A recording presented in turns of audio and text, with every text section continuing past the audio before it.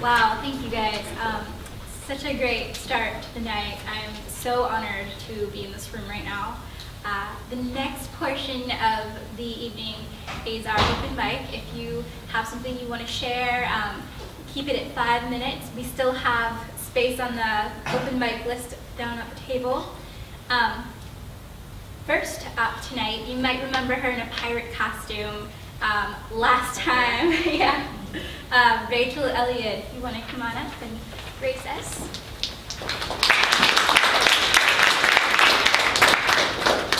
Hi. I'm going to read 4 tonight. 3 of them are really short, so here's the first one. I'm going to say something political. Wait. I'm a woman and I'm speaking. Is this already a political act? This one's called Afterthought. It's about evolution, and just FYI, a shrewdness is a group of apes. Rivulet veins emerge, snake forth. The opaque spring water stasis begets ash plumes from skin, which breaks, breaks, as it gropes, reaches, stretches toward dreams. Apish nor angelic, the sensing flesh killed both ape and angel in a rage of becoming, and stuck the knife in itself, a dragon's fang, poisoned circumstance, add with the person I may have met. Smiles and security turn to doubt and fear. Are they like you? Ours is a diluted blood. This last one's called The Animal Dead. I lived down in West Texas when I was really young, and much like Gene, it's all about roadkill. So that's what this is kind of about. I used to say I'd never seen death. I realized I meant human death. I have seen animals die after dead. Surely this is also human, animal. You feel a hanging guilt and wonder if you'd been there a moment sooner. You might not see this lifeless thing numbing you away. Thank you.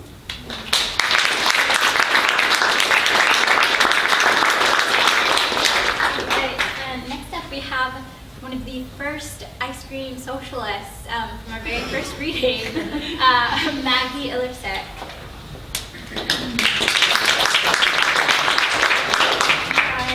I've been trying to convince my college freshmen all semester that I'm not a socialist, even though I kind of am. And so I hope that they don't use the internet.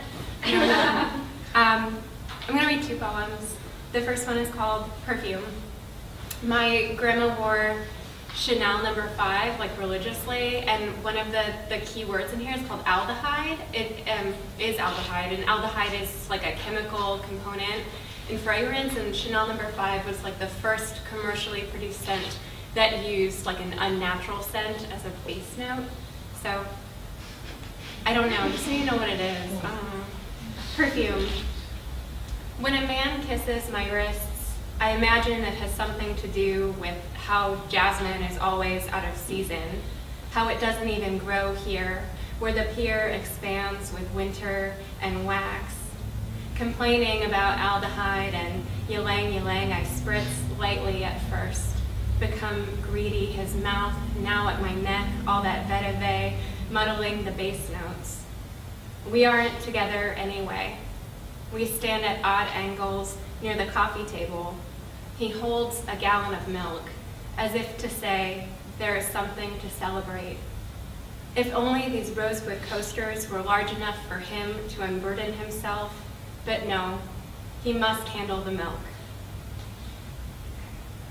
And then my next poem is called Interior Diorama, and it's after Kim Keever. Kim Keever constructs dioramas in massive, like 200-gallon tanks, and then he fills them with water and then drops in pigments and gels these lights and takes photographs, and so he produces art, and it's like, if anybody likes Joanna Newsom, one of his images was on the cover of her most recent album. If anybody had a Tumblr 5 years ago, you've also probably heard of Kim Keever. So this is a poem. I was really lonely, and I wrote it sort of out of that loneliness. Interior Diorama, after Kim Keever. I replicate magazines piled on a cast iron radiator, old wool hats tacked on the wall. My living room is still full of waxy leaved houseplants, clay pots with cacti. Grander, I grow a mountain in place of gingham couch. I paint its peaks Alice blue and a little green. The miniature apartment is so icy. Its people need sweaters, fleece blankets, tiny knit things. For an improved sense of direction, I add bright flags, charting the terrain between the kitchen and the bedroom. I assemble bells, but they're so small, they are silent. Anymore, I don't know where to find swans, and so I make them. The roots of their soft white plumage dipped in motor oil for the proper sheen, a yellow laurel bead above their pitch bills. Outside the window, a cow continues to graze during the blood moon. It bows its long lashes, sweet head to the ground.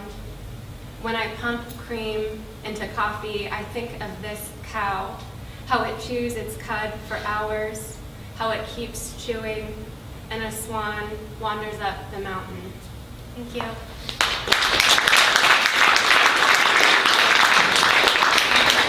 Thanks, Maggie. Our next reader is Katie. Wearing an awesome sweater. Yeah. These are two kind of rambly things I wrote this week.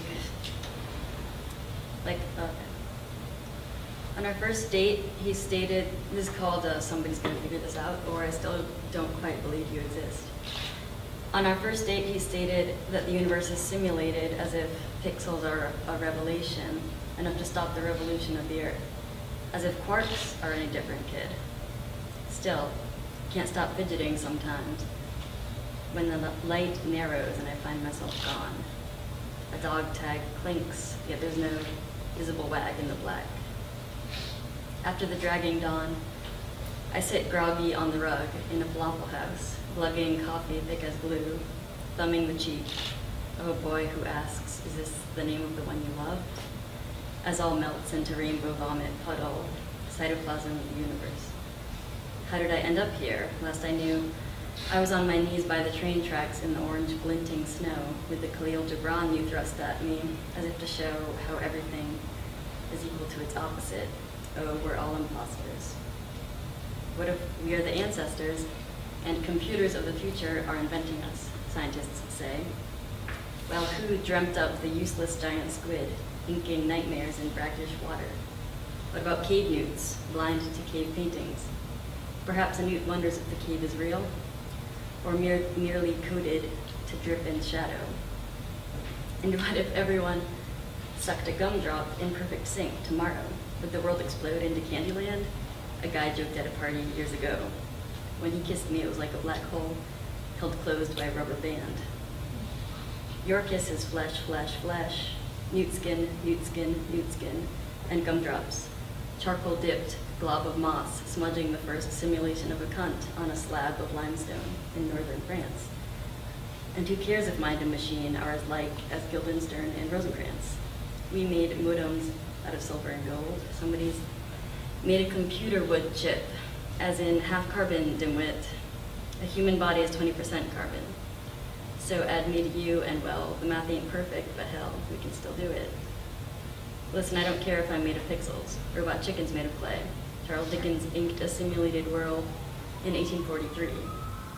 Even old George Bailey gets to see himself as an indifferent entity. If I were the creator, a nonchalant monster with a moss brush, I could omit you or smudge you out, or smudge you a cunt, but I think I'd just paint your eyes over and over until I was swallowed by you. A professor once suggested that the only way to protect math is to tat equations on the body of a sexy chick. Well, that's dumb.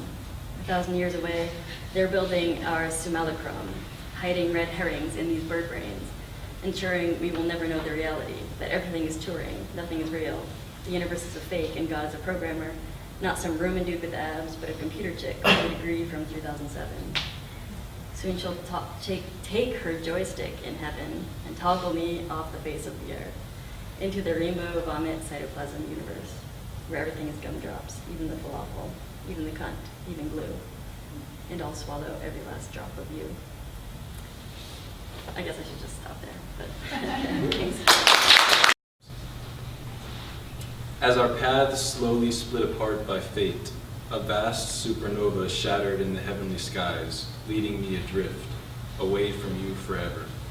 Fragmented, but still together through infinite time, in a parallel universe we were destined to be one, held up high by love's celestial wings and soul force. The dreamer's dream. In a perfect union we ascended, effortlessly we flew to forth-held dimensions beyond, embracing them remotely in our shared hearts. Harmonious vibrations filled our bare bodies with holiness, but along the spiritual highways came cataclysmic change, as tangled meanings were lost in a hazed return to reality.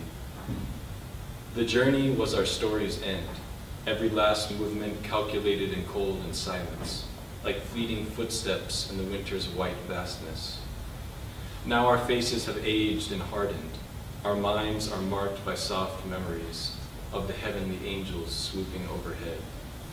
Those guardians of a transparent truth so beautiful and pristine, nostalgia of the light-filled galaxies of hope lost in the abyss, haunts me through long, downtrodden days and nights.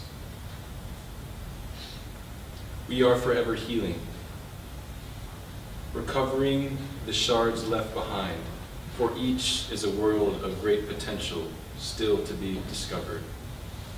The divine radiance guiding us forth faithfully. Heartbreak 2. Pangs of memory and remorse drift away into the vast abyss, echoing softly, a sea of emptiness, shades of gray. As pulsing waves of heartfelt remembrance empty on the sandy shores of New England, I sit where we both gazed at the lighthouse years ago. Those bright and timeless nights, void of darkness and direction. We were lost, but at least we had each other. So I saw the light in us too. But times have changed and you're no longer here. Splashing water on the rocks below leaves me cold and bare inside, as your spirit still fills my body. It flies through the radiant stars above, like the celestial angels protecting us, guardians of the divine truth. Heartbreak 3. She said, I'll see you in San Francisco. A misty haze hovering above the bay's stillness. So forget the long nights of unbridled devotion, passionate dreams lost like barren leaves drifting in the winter's wind. A part of me left with you forever, emptying into your pierced lips, each deep drag and breath smoked. Gray ashes still rise up through the train tracks below, the cross-section of love and life where we first met. Now sounds distant sirens, like echoes from the past, never to be recovered or forgotten. When you left me that dark night alone to ponder possibilities, through the stretch of time's infinite vastness, some days, moonlit stars reflecting cold silence, my memory of us. Thank you.